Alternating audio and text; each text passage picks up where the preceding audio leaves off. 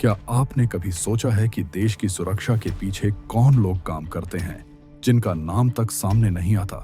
आज हम बात करेंगे ऐसे ही एक शख्स की, भारत के राष्ट्रीय सुरक्षा सलाहकार, मास्टर स्ट्रेटेजिस्ट और जासूसी दुनिया के दिग्गज अजीत डोभाल। अजीत डोभाल का जन्म 20 जनवरी 1945 को उत्तराखंड के पौड़ी गढ़वाल में हुआ था। उनके पिता भारतीय सेना में अधिकारी थे, इसीलिए बचपन से ही अनुशासन और देशभक्ति उनके जीवन का हिस्सा बन गए। उन्होंने अपनी पढ़ाई अजमेर के मशहूर king George royal Indian military school से की। यहीं से उनमें नेतृत्व और रणनीतिक सोच विकसित हुई। 1968 में Ajit Doval Indian police service में शामिल हुए और केरल कैडर से अपनी सेवा शुरू की। लेकिन उनका असली सफर तो अब भी शुरू हुआ था। उन्होंने जल्दी ही खुद को एक बेहतरीन इंटेलिजेंस ऑफिसर के रूप में साबित किया और भारत की खुफिया एजेंसी इंटेलिजेंस ब्यूरो में शामिल हो गए। अब शुरू होती है उनकी सबसे खतरनाक और रोमांचक कहानी।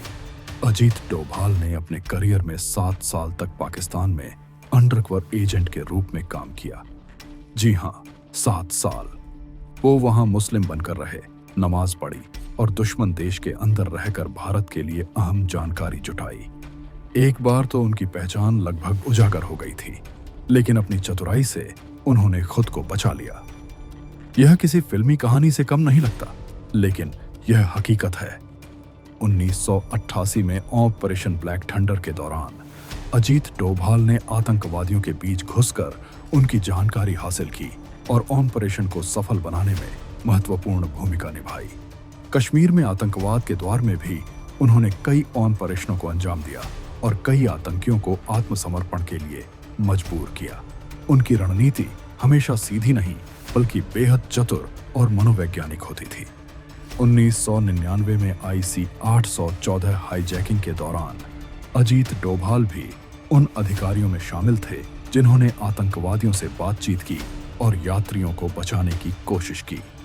2005 में अपनी शानदार सेवा के लिए उन्हें भारत का दूसरा सबसे बड़ा शांतिकाल का वीरता पुरस्कार कीर्ति चक्र दिया गया। खास बात यह है कि यह सम्मान पाने वाले वह पहले पुलिस अधिकारी थे।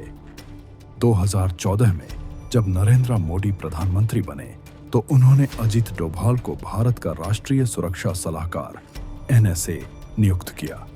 NSA बनने के बाद डोभाल ने भारत की सुरक्षा नीति को एक नया रूप दिया। उन्होंने अपनी पूरी जिंदगी देश की सुरक्षा के लिए समर्पित कर दी।